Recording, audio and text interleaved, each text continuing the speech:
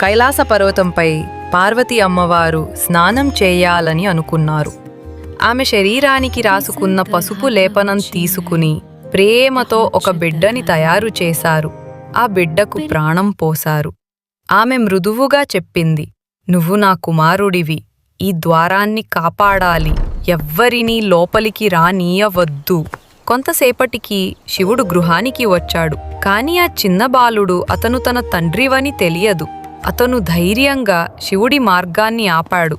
అది చిన్న తప్పుబాటు నుండి పోరాటంగా మారింది. వేదనలో, గందరగోళంలో శివుడు ఆ బాలుడి తలను నరికి వేయాల్సి వచ్చింది.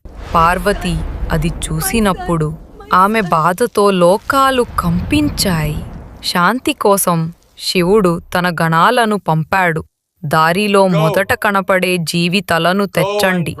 వారికి ఒక గొప్ప వినయమైన ఏనుగు కనిపించింది. ఆ ఏనుగు తలను తీసుకువచ్చారు. శివుడు ఆ తలను బాలుడికి జోడించి తిరిగి ప్రాణం పోశాడు.